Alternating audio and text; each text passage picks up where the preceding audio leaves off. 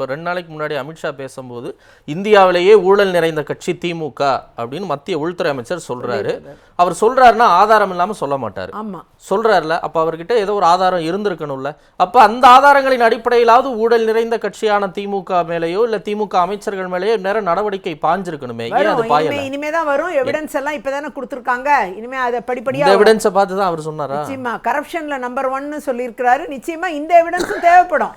இப்ப மாநிலத்திலயும் இவங்க சேகரிச்சிருக்கிற இந்த எவிடன்ஸ் படி கூட வழக்கு சார்ஜ் ஷீட் ஆகிறதுக்கு வாய்ப்பு இருக்கு. ஃபர்ஸ்ட் எஃப்ஐஆர் ஆகணும், அப்புறம் சார்ஜ் ஷீட் ஆகணும். இதெல்லாம் படிப்படியா இதெல்லாம் அவங்க எதுவுமே கண்டுக்கவே மாட்டாங்களே. அவங்க பாட்டுக்கு அடுத்தடுத்து திட்டங்களை சொல்லிட்டு போவாங்க. இதெல்லாம் ஒன்றும் பெரிய விஷயமே எங்களுக்கு கிடையாதுங்கிற அளவுக்கு அவங்க அப்படிதான் இருப்பாங்க. ஒரு சாஃப்ட் டீலிங் பண்ணிட்டு போயிடுறாங்க. இதுக்கு முன்னாடி நடந்த ஊழல் வழக்குகள்ல எல்லாரும் அப்படிதான் இருந்தாங்க. ஆனா தண்டனை பெற்று சிறைக்கு போனதையும் நம்ம பார்த்திருக்கோம். பல விஷயத்துல நடந்திருக்கு. எத்தனையோ இந்தியா முழுக்க நடந்திருக்கு. இந்தியா முழுக்க எவ்வளவோ பேர். நீங்க சிபு சோரன் இஷ்யூவா இருக்கட்டும், எத்தனையோ விஷயங்கள் இருக்கட்டும்.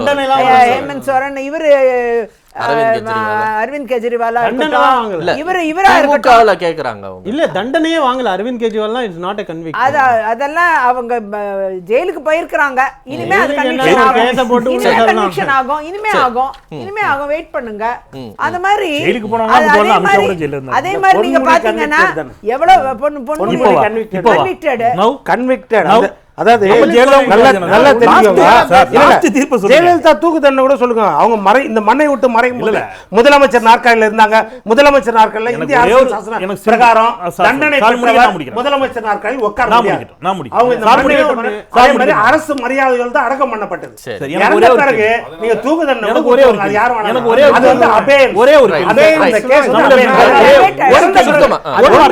சசிகலா சொல்லிடுறேன். பொன்முடி வழக்குல அதாவது 96ல இருந்து 2001 வரைக்கும் இருந்தது வந்து சுமோட்டோவா ஆனந்த் சேர்த்திருக்காரு. ஆனா 2006ல இருந்து 2011 வரைக்கும் இருந்த சொத்து குவிப்பு வழக்குல தான் தண்டனை உச்ச நீதிமன்றத்துல கன்விக்ஷனுக்கும் சரி கன்விக்ஷனுக்கும் சென்டென்ஸுக்கும் ஸ்டே தான் கொடுத்திருக்காங்க. எனக்கு ஒரு வார்த்தை கேன்சல். நான் ஒரு வார்த்தை சொல்றேன். தண்டிக்கப்பட்ட ஒருவர் அமைச்சராக தொடர முடியாது என்பதையாவது தயவு செய்து தொடர் புரிந்து கொள்ள வேண்டும். அவ்வளவுதான். இப்ப அவர் அமைச்சர் தண்டிக்கப்பட்டாரு. யார் தண்டிக்கப்பட்டிருக்காங்க? யார் தண்டிக்கப்பட்டார்? எந்த உலகத்தில் சரி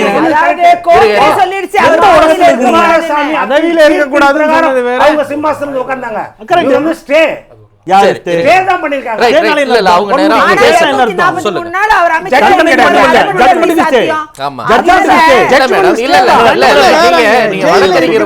நீங்க வழக்கறிஞரும் கூட சிறையில தான் இருந்தாங்களே ஒழிய அவங்க தண்டனை பெறவில்லை. அதெல்லாம் உங்களுக்கு தெரியாது. அதாவது இங்க பாருங்க, சஸ்பென்ஷன் ஆஃப் சென்டென்ஸோ ஸ்டேயோ இருந்தா அது கிடையவே கிடையாது. கண்டினியூ பண்றாங்க. விஎஸ்பி அண்ணனுக்கு அது கிடையாது. போனா செந்தில் பாலாஜி தான் கண்டினியூ பண்றாரு. விஎஸ்பி அண்ணன் கண்டினியூ பண்றாங்க. இன்னைக்கு ஹேமந்த் சோரன் விஎஸ்பி அண்ணன் கண்டினியூ ஒரு வார்த்தை நான் சொல்லிட்டேன். ஒரு வார்த்தை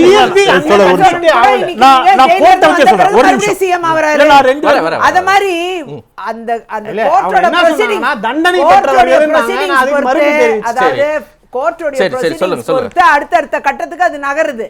நான் இல்லன்னு சொல்ல மாட்டேன். அதுக்காக தண்டனை வாங்காதவங்க தண்டனை பெற்றவர்கள் சொல்ல கூடாது. தண்டனை வாங்காதவங்க மேலயும் கோர்ட்டே அமைச்சரா இருக்க கூடாதுன்னு சொன்ன பிறகு அமைச்சரா இருக்கிறாங்க. ரைட். அதையும் நீங்க பார்க்கணும். சரி. அந்த கோர்ட்டை ஒபே பண்ண கூடாது. அது தண்டனையா?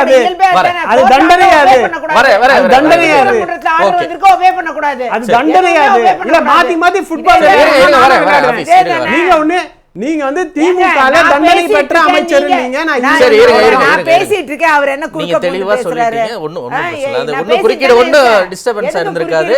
நீங்க தப்பு தப்பா பேசுறீங்க. சரி, நீங்க திமுக அமைச்சர் தண்டனை வாங்கி ஜெயில்ல இருந்தாரு. உங்க டைம் வரும்போது பேசுங்க. சரி, இருங்க. உங்க டைம் வரும்போது பேசுங்க. தயவு செய்து. அதாவது தண்டனை பெற்ற பிறகும் கூட ஸ்டே ஆகுது, சஸ்பென்ஷன் ஆஃப் சென்டென்ஸ் வருது, அதுக்கு அப்புறம் கண்டினியூ பண்றாங்க. நிறைய கேसेस அப்படி நடக்குது. அதனால அது மாதிரி இருக்கும்னு நினைக்கிறீங்க. அப்படி இருக்கும். ஆனா அப்படி இருந்தும் கூட அமைச்சரா கண்டினியூ பண்றாங்கன்னு சொல்ல வரேன் நான். நன்றி. செந்தில் சில வார்த்தைகளை சொல்ல வந்து ஒரே வார்த்தை சார். நீதிமன்றத்தை எடுத்து சொல்றேன். செந்தில் பாலாஜி வழக்கில் நீதிமன்றம் அவரை அமைச்சராக தொடரக்கூடாது என்று சொன்னது. அவர் அமைச்சராக தொடரல. ரைட். அதே சமயத்தில் அவர் இன்னும் கன்விக்ட் ஆகல. ஒன்று. அதே நீதிமன்றம் பொன்முடி வழக்கில் பொன்முடிக்கு அமைச்சர் பதவி கொடுக்க வேண்டும் மீண்டும் என்று அரசு முடிவெடுத்த போது அதற்கு மறுத்த ஆளுநர் தலையில நங்குன்னு கொட்டு வச்சுது. இதுல நீங்க தலையிடக்கூடாது. நாங்க இந்த ஜட்ஜ்மெண்ட்டுக்கே ஸ்டே கொடுத்துருக்கோம். வெறும் தண்டனைக்கு ஸ்டே இல்ல, ஜட்ஜ்மெண்ட்டுக்கே ஸ்டே. அதை புரிந்து கொண்டு பேசினால் நல்லது.